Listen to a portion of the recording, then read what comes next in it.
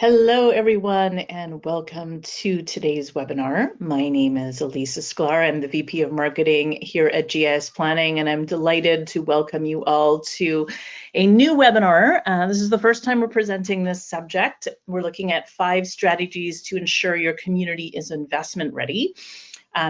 This conversation, this webinar concept comes out of a conversation that I had with someone from BC. I believe he's joining us here today. I just want to give a shout out to Aaron Gregory for reaching out to me to discuss this and inspiring me. I think it's a subject that really resonates with a lot of communities, and I'm hoping that in the next 30 minutes, we'll be able to give you some practical strategies and tactics and think this through. I do very much welcome your questions. Those questions can be put into the questions field in the right-hand, the GoToWebinar control panel on the right-hand side of your screen, and I'll keep an eye on those and look out for them. Maybe we can have a few minutes at the end to answer them.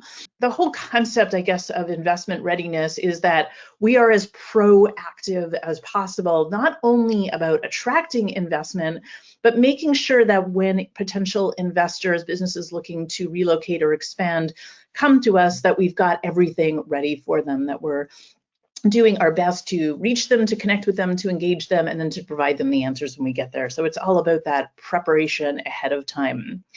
So what were some of the things we're going to be talking about here today is building a community profile, what that means, understanding your capacity for your region, removing barriers, investment marketing, and preparing your people in tactical ways. And I'll give you lots of examples of those kinds of things. And before we begin, of course, just a couple words about who we are at GIS Planning. We are the #1 in site selection software for economic development for 25 years. We've been doing this for a long time. We are the original creators and disruptors of the whole idea of online site selection data that can live on your website for the non-GIS user, that businesses looking to make location decisions can come and visualize in robust amounts of complex data so that they can start making decisions.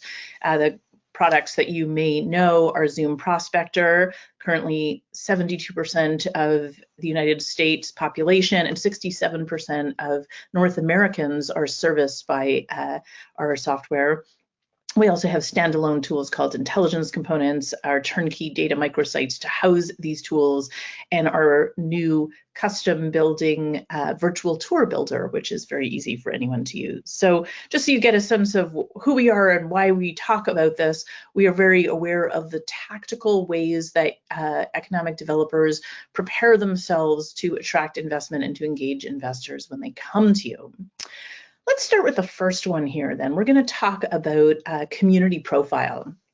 And a community profile really means that you have a very clear and extensive knowledge of your community. That means understanding your current reality and context, knowing what your value proposition is, understanding your strengths and weaknesses, understanding your competition. And competition these days means places where investors that might consider your region choose otherwise. So they might, in a global context, that really could be just about anywhere. It isn't necessarily the next county over or the next state or province over. Theoretically, companies can go really just about anywhere these days. So understanding what that competition looks like for your particular community and understanding your resources and having this kind of clear-headed understanding of all these things allows you to put together a plan that is workable and that makes sense given your particular context. So let's just start with that one, the defining your context. That really means that you have a variety of elements in place that you can use to quickly and coherently communicate to others what your community is all about. So generally that includes strategy. So having a community strategic plan, this might be something specifically, ideally, this would be something related to urban planning and development, but it might be just an overall strategic plan. I recognize that in many smaller communities and rural communities, and just in a lot of places, it is possible that not all of these building blocks are yet in place. So we can work backwards towards creating them. recognizing that we have a community vision statement so that you understand where your community has decided it would like to go, what its thinking is. Some communities don't really want a lot of additional development. They want to consolidate what they already have. Some communities focus more on industrial. Some communities are focused more on retail. All of these things are impacted by workforce realities and workforce retraction strategies that you may have in mind. You will need to also consider your land use planning documents, things like zoning, environmental issues, utility servicing, infrastructure. You also will want to look at planning policy intentions, both for your city, if you're a city, maybe for the county, possibly for the region, if you're in a particular kind of region, and then looking beyond that to regional, state, provincial, or federal agencies whose policies and programs will impact your community. You also, of course, want to identify the decision makers. So that could be the people who make decisions about planning, about zoning, about permitting. Those people are not always within economic development. They can be urban planning divisions, depending on the size of your community, but knowing who those people are and cultivating rapport and communication with them is really critical. Of course, you also want to identify the relevant utilities and their specific representatives. Many utilities are involved in economic development as well. So those kinds of strategic collaborations and partnerships are very, very useful. And then critically, you're going to want to have data, a really robust data. We'll talk a little bit more about that in a minute, but current and projected on all kinds of things related to site selection. The questions that potential investors and business owners are going to have span demographics, labor force, talent pool, industry, supply chain, infrastructure, broadband, all kinds of things. So building the community profile really means digging backwards and having a coherent look at all of these things, and then being able to communicate it in documents to potential investors. Now, you're not going to have all of that detail, obviously, in that kind of document, but something that you can boil down to help represent what your community looks like and where your community is planning to go. Once you've defined the context, you also really want to have a very clear-headed look at your reality. Most places have already done what we call a SWOT analysis, looking at the strengths, weaknesses, opportunities, and threats. If you have not, and in fact, even if you have, this is a useful exercise. Let's say you have just moved onto the Economic Development Board in your area. I think it's very important to do a periodic reassessment or SWOT analysis. Things, of course, change. The pandemic showed us very clearly weaknesses that maybe we didn't even know we had. So having this kind of periodic assessment, both the internal ones like strengths and weaknesses, but also the external ones like opportunities and threats, what could harm you, and then you can craft strategies that help you work within them. Now, generally with a SWOT, you want to avoid generalities. You want to look towards causes or root causes that help you come up with strategies and tactics to deal with them. You want to identify and tackle discrepancies, and you really want to kind of know what your objectives are. You've got to keep those in mind so that you understand every time you're assessing any of these things what it actually means for you by having those objectives clearly in mind. Now, having built those things, having identified then our strengths, weaknesses, opportunities, and threats, we really want to have a clear value proposition for your region. And I got this screenshot from the Alpharetta site. I really like it because when you click on Why Alpharetta, you start to see how one begins to put together a value proposition potentially for economic development for your community. So we're looking at things like why your region, why Alpharetta in this case, why would a business want to select your community? And so things that you might want to look like, and maybe they'll be different for your community, but I think this is a pretty good assessment of them. Things like quality of life, of course, that would include everything from culture and education and recreation, all of these different kinds of things, environmental qualities. to things like workforce, demographics, infrastructure, logistics, technology, and the general business climate. So you want to know what your value proposition is, because as in terms of positioning yourself to be investment ready, these are the things that you are going to be building upon. These are going to make your elevator pitch. This is going to be part of your website. This is going to be part of your printed collateral. You want to know the talking points, and everyone within your department should be aware of those talking points related to your value proposition as well. Why would someone choose your community for expansion or relocation? Next, we want to look at who's your competition. And I'd said before that we really have to think larger than just, you know, the next community over, the next county over, the next region over. You want to maybe talk to communities who've recently chosen companies who've recently chosen the community or your community or community within your region to see where else were they considering. Sometimes this is a matter of facilities, but the truth is there are warehouses and industrial facilities and retail opportunities just about anywhere. So most often this relates to other kinds of things. It can be workforce availability. It can be access to an airport or other kinds of infrastructure.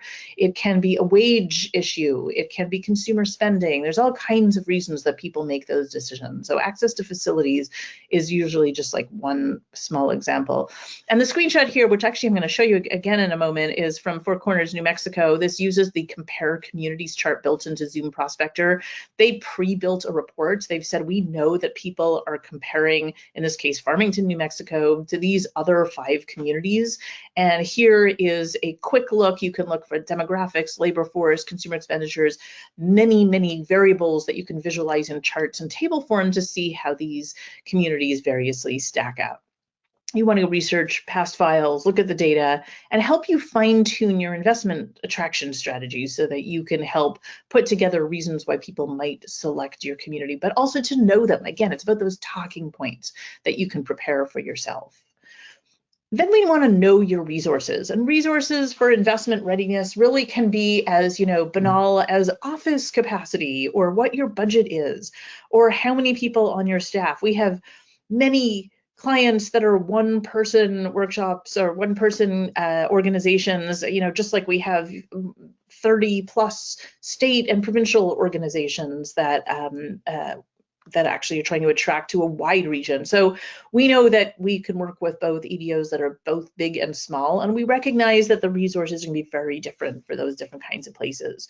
Do you have a committee or a board overseeing your economic development or that you have to report to? Do you have municipal or county representation? Are there private sector representatives? Are there public-private partnerships? What kinds of collaboration is possible? This is useful, especially when resources are limited, but even beyond a simple budgetary fact, having those collaboration is really critical. Something we definitely heard a lot about during the pandemic is people making connections and working with others who also have the best interests of your community or region in mind. And that could be the universities, schools, historical societies, tourism, downtown improvement districts.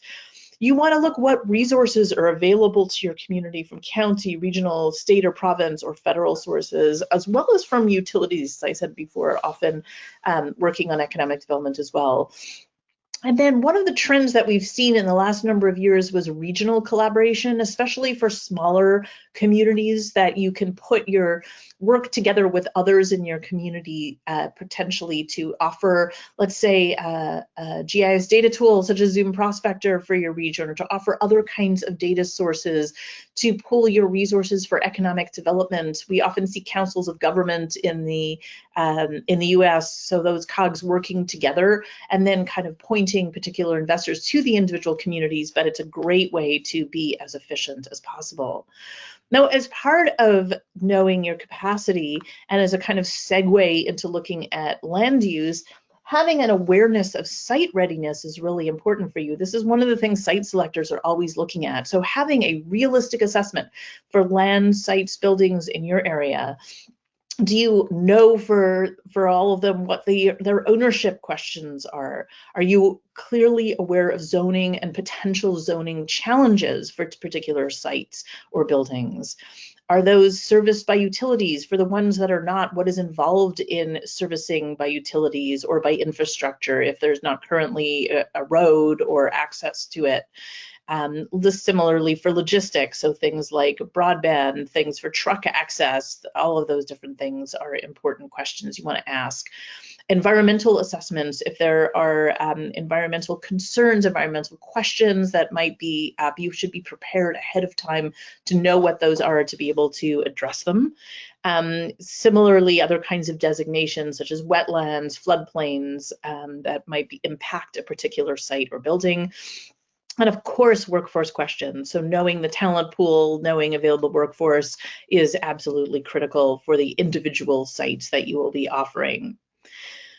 Let's talk about capacity and planning then. So that is a good segue into the idea of a land inventory. You want to know your capacity for commercial, industrial, and residential development. Residential, really important, particularly from a workforce perspective, but also because it might limit certain parts of the geography in your region if you're thinking about business development. How much land can be readily serviced, what is actually available in currently serviced land, what is available on non-serviced land.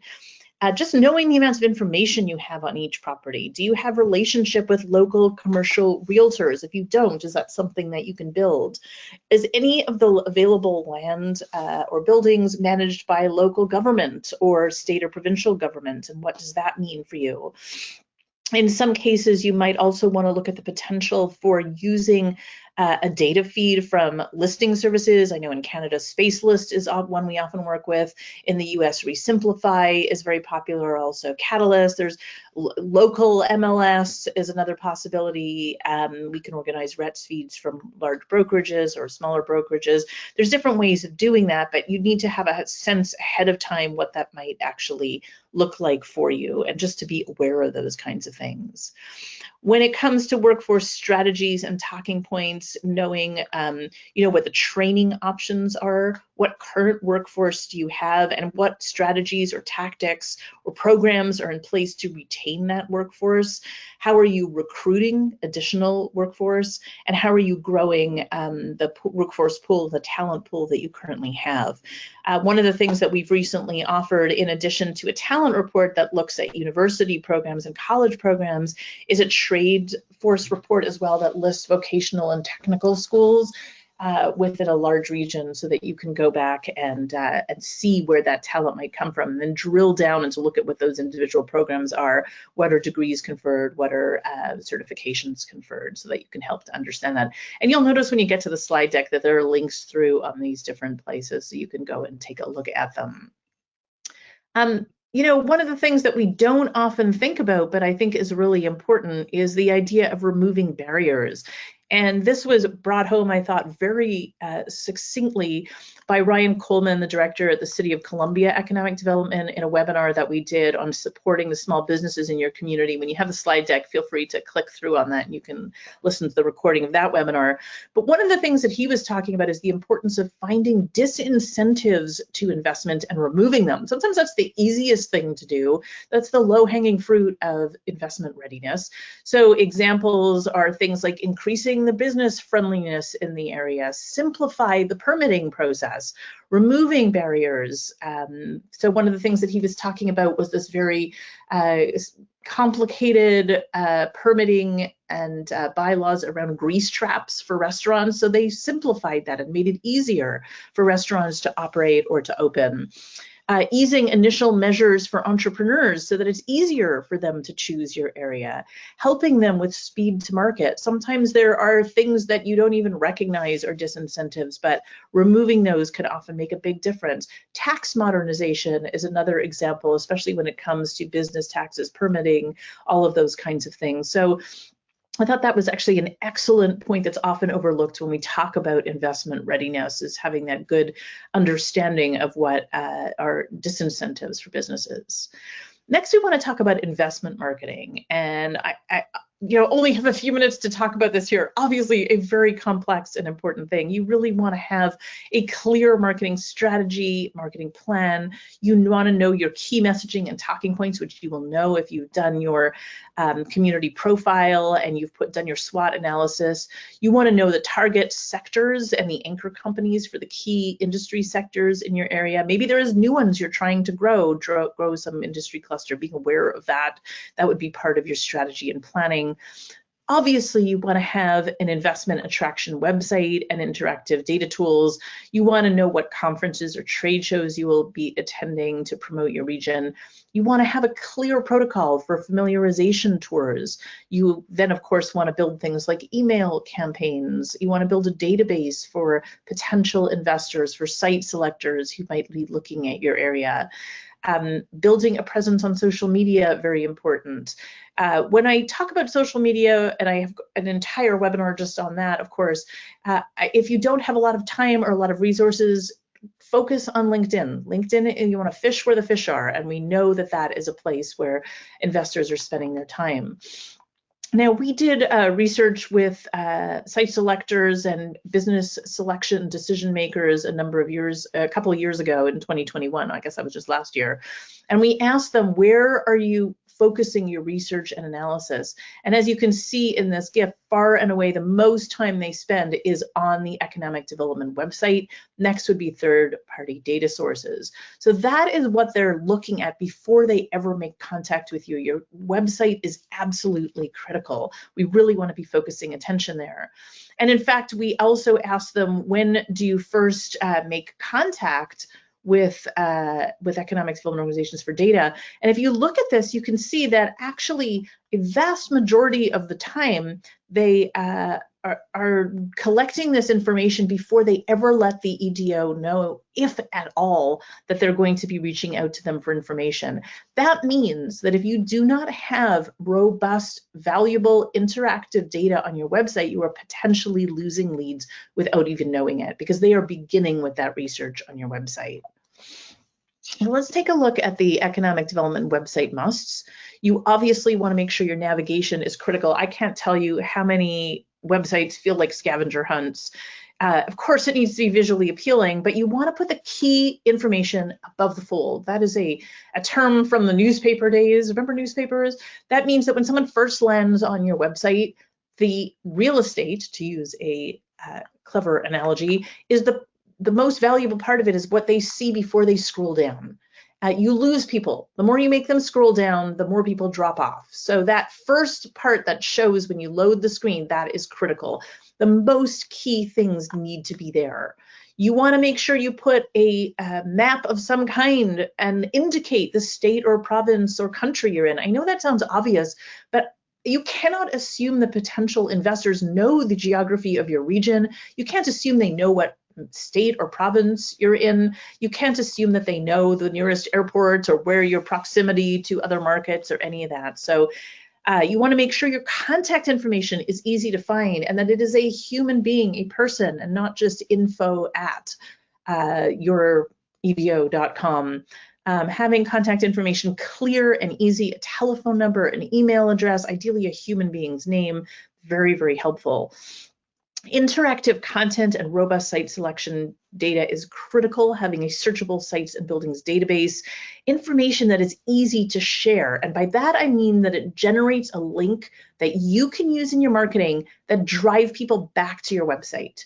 So a PDF or an image on its own might look nice, but it is not going to drive people back to you. And that is the all-important call to action, where you get them back onto your website. And then, of course, comprehensive analytics, so you can go and check, how many people were there and what did they look at.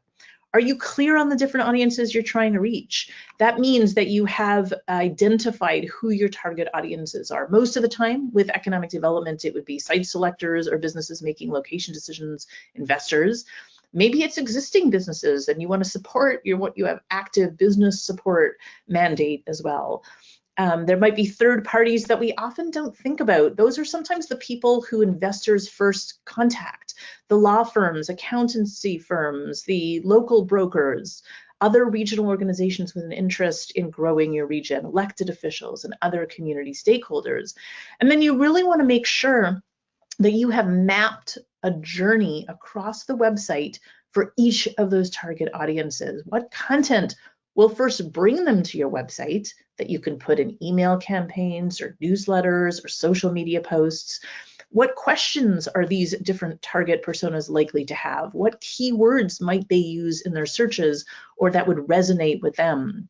What content can you build or produce or make available that will encourage them to see more once they get to your website? How can you make sure that content is something they will see? How can you use links and text and buttons that link to other places and images or video? And what content will encourage them to return? So often those are things like interactive tools and other kinds of regularly updated content, whether that's blogs or white papers or reports or things like that. So understanding those customer journeys is so critical. And then putting this data in their hands, as we saw in those two survey slides, we know investors and site selectors and businesses making location decisions are looking on your website before you know they're there. So you must have economic development data they can use. You must make sure that data is accurate and up to date. You must make sure that it's robust. That means that there's a very wide spread of the kinds of data they can reach. It must be interactive and dynamic. So static tables or PDFs are really not very helpful because they have specific questions and they need to be able to drill down into it. You cannot anticipate all of their questions. And as they change their criteria, you want to make sure it's dynamic enough for that to change up as they change their own criteria. Clearly, the data needs to be customized to your location. It needs to be granular. That means it is hyper local, but also hyper regional. They want to know down to the block group or zip code or postal code what the data looks like, but then they also want a kind of county or regional level data. You want a range of tools for analysis, so things like virtual tours, 360 virtual flyovers, the ability to create their own 3D renderings, pinpoint analysis, changing the radius, measurement tools. You want to make this data visual. People's eyes glaze over when they look at spreadsheets and tables of data. So putting them into heat maps and charts and graphs that help them instantly understand how complex data is dispersed across your geography, very critical. For marketing purposes, you must make this data easy to export or share so they can take a report or a link and put it in a proposal document or an email or a report of some kind, something that they are sharing with others. You want to have analytics so you can see what companies, for example, are searching your website. That's something we have built into all of the GIS planning tools. And you want to make sure that it is fully featured and mobile friendly. From what we can see on our clients, up to around 40% of their visitors are coming on mobile devices. If your tool is not fully featured, if you're sacrificing maps or certain kinds of things on the mobile version, then you're going to just lose out on some of those leads. I'm not going to spend a lot of time on these different ones. These are just examples of different ways in which this data tool can be used. A few of them that I think are really useful to look at. From Locate SC, you can see in South Carolina how they make it very easy for people to begin searching in that way. Similarly, on the California tool, they can get all of this property data by starting with county, city, or region. A great example here from Locate South Georgia is the way in which they have actually built data into each of their for their target industries. And when you click through on this detail, you'll be able to do that when you look at the slide deck. You'll be able to see what that looks like so that you can actually go in and see how those different businesses are represented in those places. We already had a chance to look at the Compare New Mexico. They built that Compare report in. Here in Florida, you can see that they've built in their, the FDI foreign direct investment data, so you can look by country, projects, amount of investment, and jobs created, and you can visualize that across a particular area. Feel free to click through on that and take a look at that. It's an example of a 3D rendering here in Edmonton that was built on a particular property, so you can imagine or help people picture the investments they might put in that place. And it's a great example from the state of Michigan website that we've built for the data microsite. All of these will lead back to their individual data tool, but they're starting to filter by people's interests. So each one of these is a filtered search of properties that match these property assets. And that is another way to begin delivering for people that information.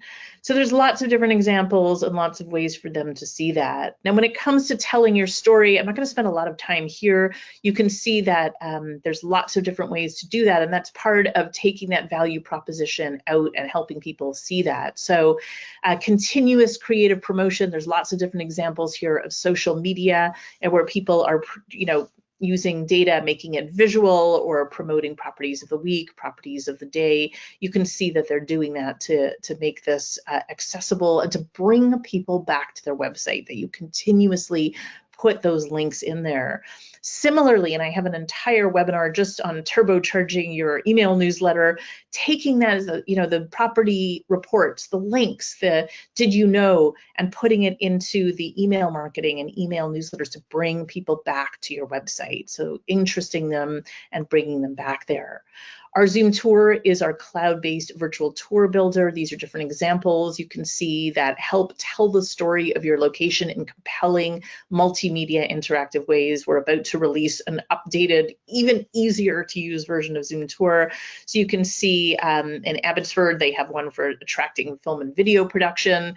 Over here, it's in Yuma, Arizona. You can see that they're looking at a target industry sector, in this case, food processing, as a site selection tour in Montgomery County, Ohio, and an overall view at NISA, South Carolina, of economic development in those places. So lots of cool things, lots of interesting visual and creative ways to tell the story of your region.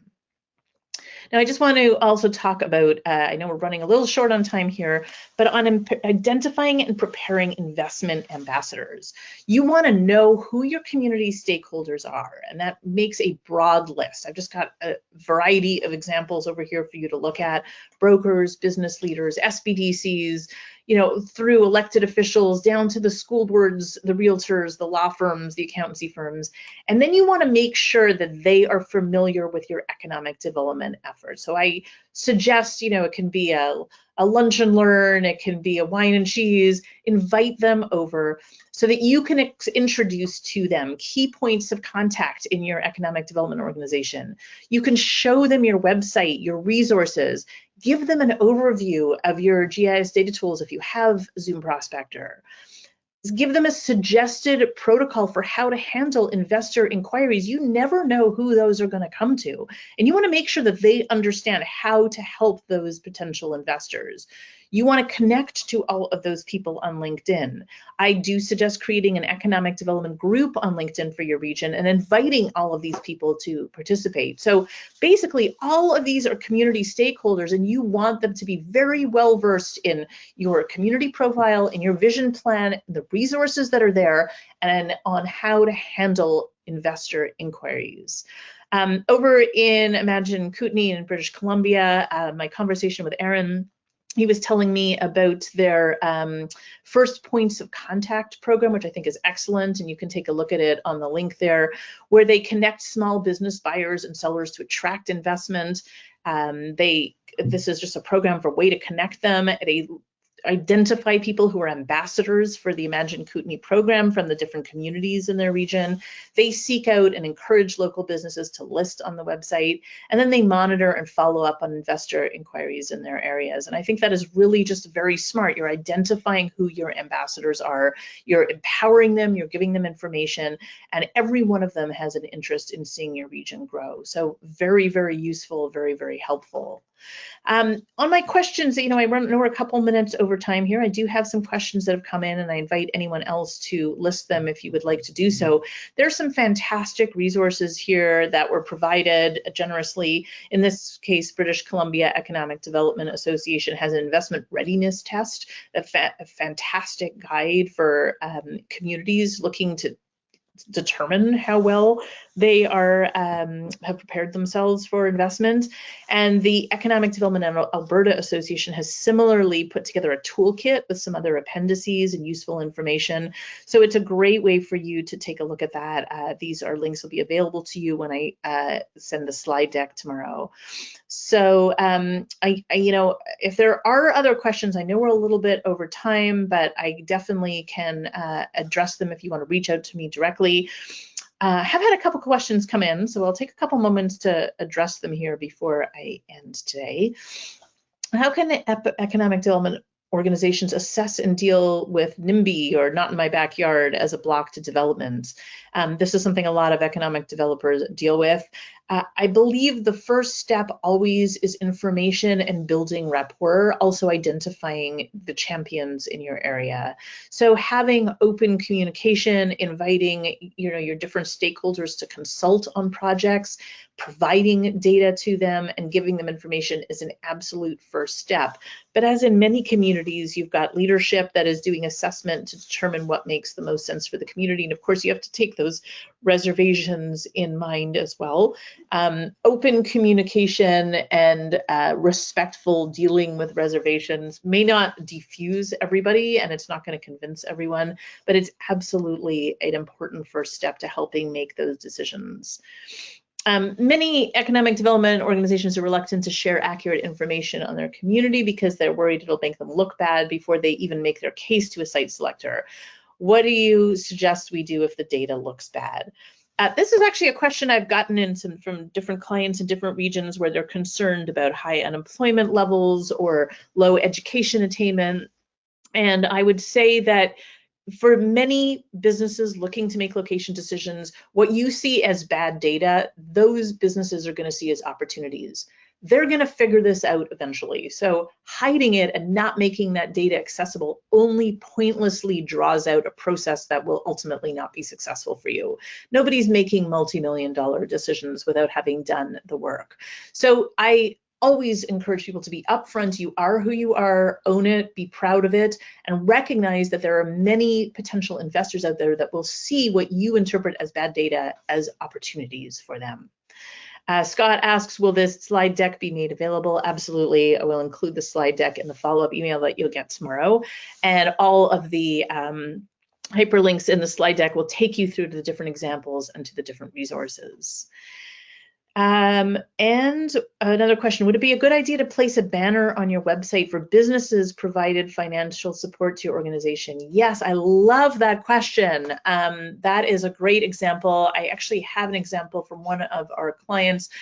Greater Waco is a good example of that, where they have banks and realtor associations who help support their community. I think it's absolutely wonderful, partly because those organizations become champions for the work that you're doing in economic development. It really shows the level of collaboration and support, and I am a huge, huge fan of doing those kinds of things. It really helps people to own that, to own the resources, to own the information, to be familiar with it.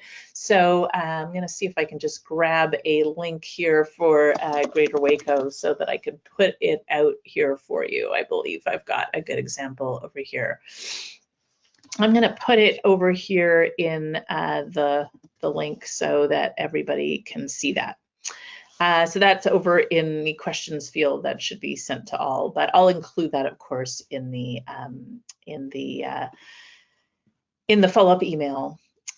So thank you. Some great questions. I really appreciate it. I really appreciate all of you taking time out of your busy days to join us here today. It is always a pleasure to meet you online. I want to thank you for the work that you're doing for your communities. I look forward to connecting with you. Please feel free to reach out once you get the follow-up email with any other questions you might have. Have a great day and be well. Take care. Bye-bye.